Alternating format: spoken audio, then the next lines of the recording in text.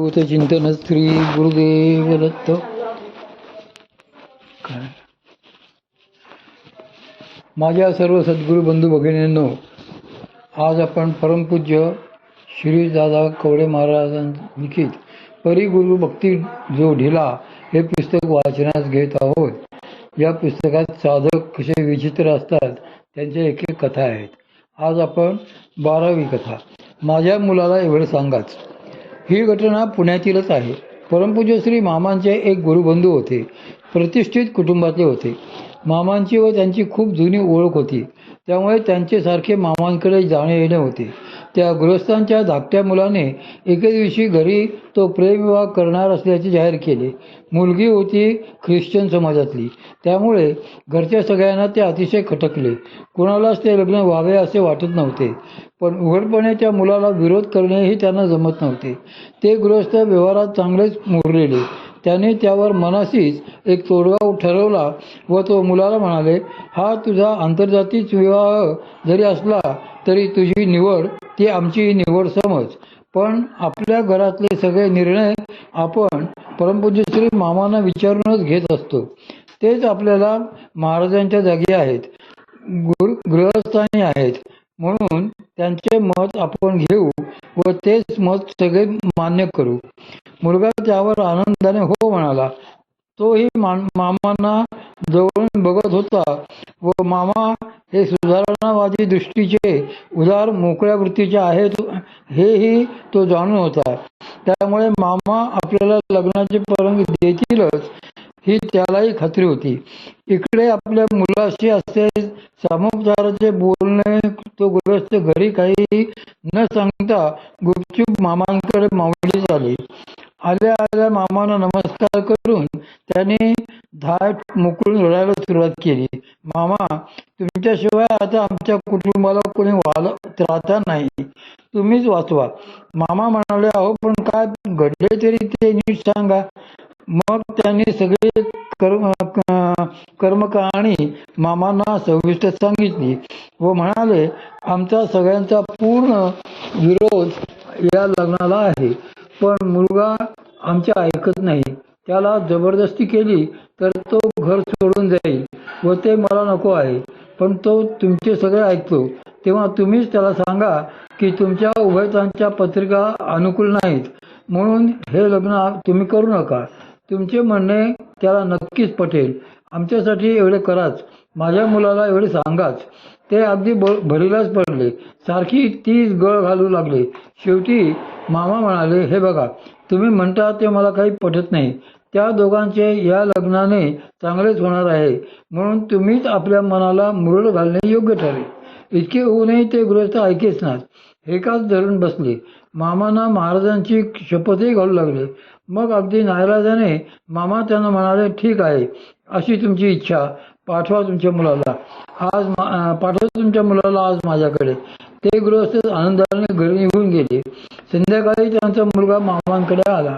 मामाने त्याला त्याच्या वडिलांना शब्द दिला होता त्याप्रमाणे सांगितले. मुलगा तो निर्णय ऐकून अतिशय नाराज झाला व निमूटपणे उठून घरी गेला.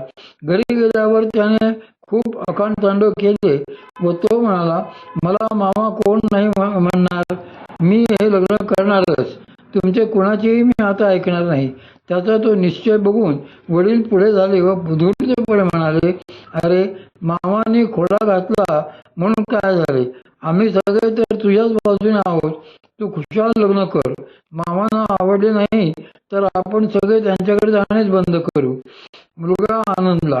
पुढे ते लग्नही झाले. पण त्या गृहस्थांच्या घरच्यांनी मामांकडे येणे सोडून दिले. मामांचा शब्द प्रमाण मानून तसेच वागणारा तो मुलगा या प्रसंगाने मामांचा विरोधकच होऊन बसला. त्या गृहस्थांनी आयुष्यभर मुलाला त्या समजुतीत राहू दिले. त्याला सत्य सांगायची त्याची हिंमतच झाली नाही. अशी 13. आमच्या घरी चलाच. परमपूज्य श्री मामा श्री क्षेत्र नृसिंहवाडीला दर गुरुद्वादशीला श्री गुरु महाराजांच्या आज्ञेनुसार न चुकता जात असत. त्यावेळच्या तेथल्या मुक्कामात मग आजूबाजूच्या गावांमध्ये साधक दर्शनासाठी गर्दी करीत. असेच एक कुटुंबवत्सल साधक दरवेळी दर्शनाला येत. दरवेळी मामांना जाता जाता आपल्या गावातून जाण्याचा तो व घरी येण्याचा आग्रह करीत. मामाही ठीक आहे म्हणून जात असत. मग पुढे पुढे त्या गृहस्थांनी ती जणू काही प्रथाच पाडून ठेवली. एका गुरुद्वादशीला मात्र असे घडले की दुसऱ्या दिवशी आणखी एका गावी कार्यक्रम असल्यामुळे व तेथे लवकर पोहोचायचे असल्यामुळे मामांना त्या गृहस्थांकडे जाण्याचे जमणार नव्हते. हे त्या गृहस्थांनाही चांगलेच माहिती होते. तरीही त्यांनी नेहमीप्रमाणे खूपच आग्रह धरला. थोड्या थोड्या वेळाने ते तोच विषय काढीत व म्हणत की मामा, ते काही नाही, आमच्या घरी चलाच. आपण आला नाही तर आम्ही सगळे अन्नपाणीही घेणार नाही. ते ऐकून मामा न राहून म्हणाले, अरे पण तुमच्या घरचे सगळेच येथे आले आहेत ना, माझ्या सगळ्यांशीच भेटी झालेल्या आहेत ना, मग परत वाकडी वाट करून तुमच्या घरी कशाला यायचे? तुमचे नुसते घर का बघायचे आहे? आणि दरवर्षी आपण जातोच की, एखाद्या वेळी न गेले तर काय बिघडले? तुम्हाला दिसते ना की मी किती घाईत आहे ते. तरी हा कसला आग्रह? पण त्यांच्या या समजण्याचा परिणाम उलटाच झाला. त्या गृहस्थांची बायको मामा येणार नाहीत म्हणून अक्षरशः गळा काढून रडायला लागली. शेवटी कंटाळून मामा म्हणाले, बरे तर जाता जाता मी येईन, पण माझ्या वेळाचे तेवढे भान ठेवा, नाहीतर तुमचा घोळ आहेच. यावर आनंदून ते गृहस्थ म्हणाले, नाही नाही, अगदी 5 मिनिटात तुम्हाला मोकळे करतो. मग घरची व्यवस्था करायला म्हणून ते गृहस्थ पुढे निघून गेले. आम्ही वाडी सोडून जीपमधून निघालो. नेमकी जीप मध्येच बंद पडली. ती दुरुस्त होऊन पुढे जाईपर्यंत अर्धा पाऊण तास वाया गेला. पुढे एका ठिकाणी वाहने अडून रस्ता कोंडला गेला होता. तेथे आणखी तासभर गेला. असे होता होता त्या गृहस्थांच्या घरी पोचायला आम्हाला दुपारचे 2 वाजले. तेथे जातो तर त्यांनी अनेक लोकांना दर्शनासाठी बोलावून ठेवलेले होते. खूप लोक ताटकळत बसून होते. सगळ्यांची दर्शन होईपर्यंत 4 वाजले. मग ते गृहस्थ म्हणाले, मामा जरा आतल्या खोलीत येता का? 2 मिनिटे काम आहे. मामा उठून आत गेले. तेथे पत्रिका विचारायला त्यांनी खास प्रेमातली नातेवाईक मंडळी जमवून ठेवली होती. ते सगळे सोपस्कार आटोपेपर्यंत 5:30 वाजले.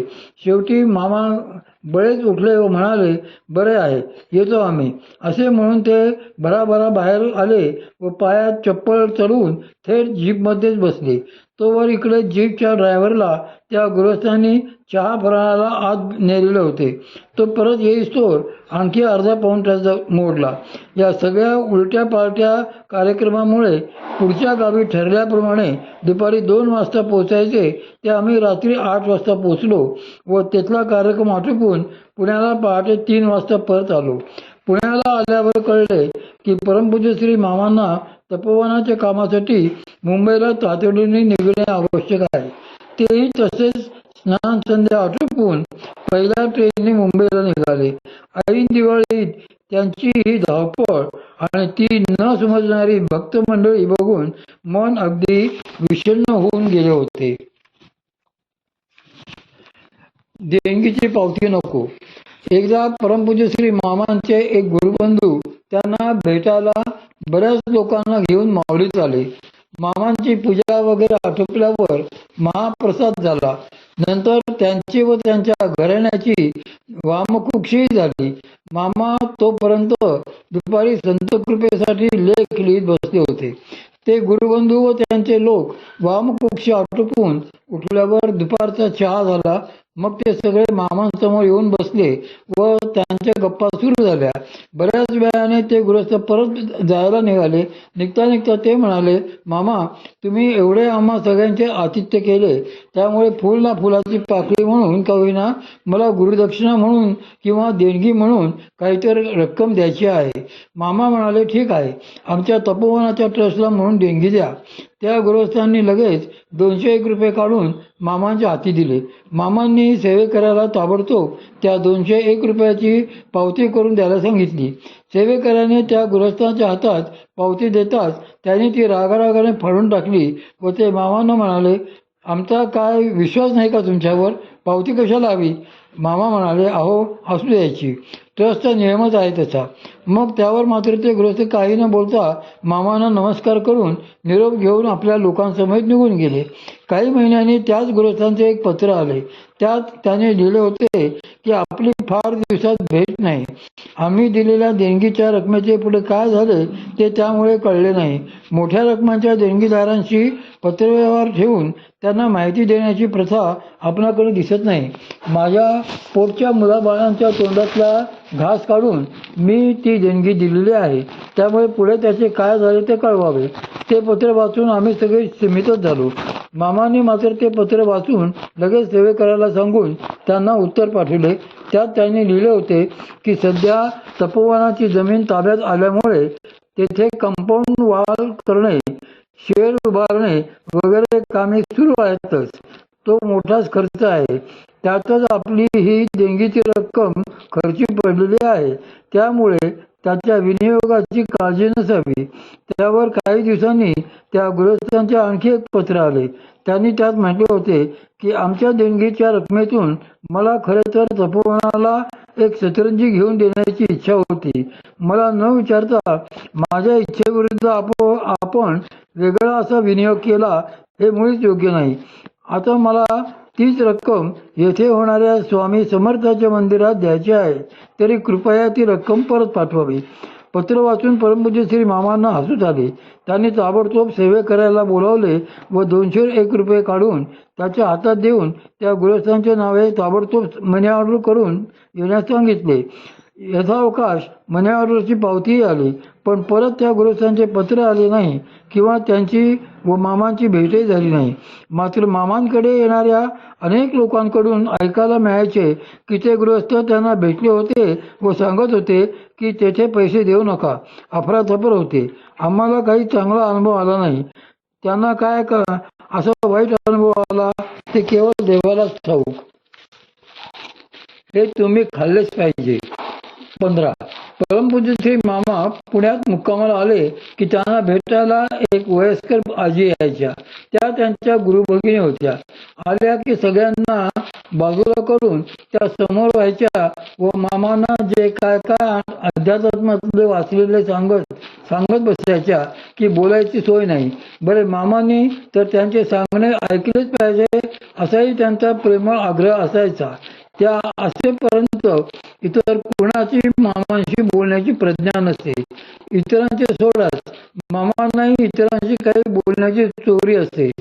आपण अध्यात्मात खूप प्रगती केलेली आहे, आता काहीच मिळवायचे शिल्लक नाही अशी त्या आजींना ठाम खात्री होती. त्यांच्या घरच्या कोणाशी जमत नसे. त्यामुळे दिवसभर त्या कुठे ना कुठे बाहेरच फिरत असत. त्या कधी कधी काव्यही रचायच्या. लहान लहान वाक्य एकाखाली एक लिहिली की त्यालाच कविता म्हणायचे. आणखी काय वेगळे करायचे असते असे त्या मोठ्या ठसक्यात सांगत. अशा रचलेल्या स्वतःच्या त्या काव्याला जुन्या सिनेगीतांच्या चाली लावून त्या मामांना आग्रहाने त्यांचे ते गाणे ऐकायला लावीत. वर सांगत की गुरुभगिनी म्हणून मामांसमोर अशी संगीत सेवा सादर करणे हा माझा अधिकारच आहे. कधी कधी त्या आजींना लहर लागली की त्या आपल्या घरी काही ना काही पदार्थ तयार करीत व माऊलीत आणून मामांना आग्रहाने खायला लावीत. त्यांचे मन मोडू नये म्हणून मामाही प्रसंगाने ते खात. एकदा त्या आजी अशाच मामांसमोर एक डबा ठेवून बसल्या. म्हणाल्या, मामा, खास तुमच्यासाठी मी हा कलाकंद करून आणलेला आहे. त्यात चांगला केसरी रंगही टाकलेला आहे. तुम्ही हे खाल्लेच पाहिजे बरं का.